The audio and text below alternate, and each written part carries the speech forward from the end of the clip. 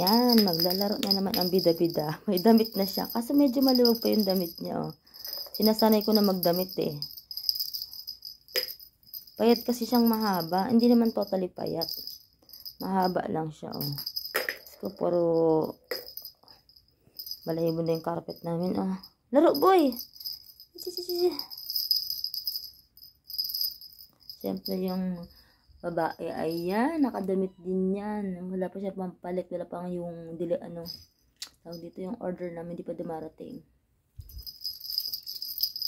Siyempre si Basti, ayun sa taas, nakadamit din. Ay, maglaro ka.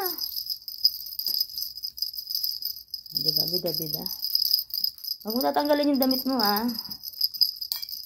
Para masanay ka. Laro, boy. Siya lang ang lagi naglalaro. Si Basti na sa taas.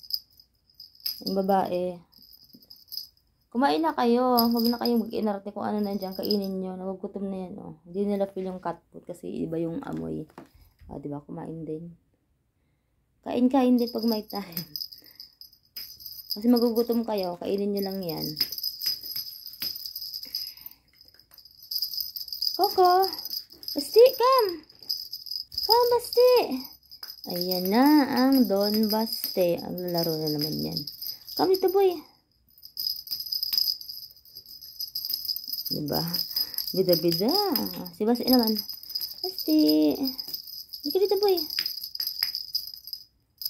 Ang laki niya. Yung damit niya doggy-doggy pero pusa siya. At galing.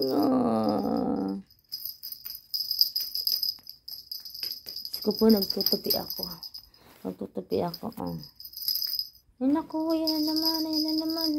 Huwag tatanggalin yung damit mo, ha. Sige, girl, kain ka lang dyan. Basti naman. Basti! Ay.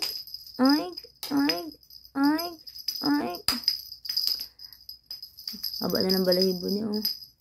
Next year, pagupitan na namin ngayon. Punta kami ng pag-grooming. Nahirapan kayo pag-ugupit sa kanya, eh. Lumalaban, eh.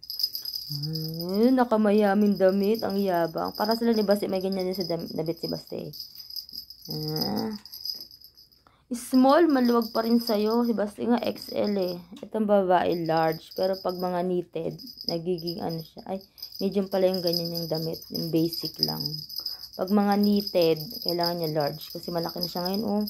Puro kasi kain, eh.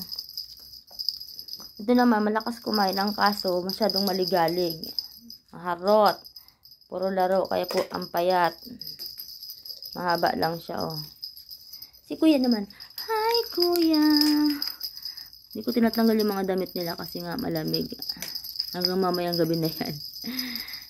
Bye! Humabol pa.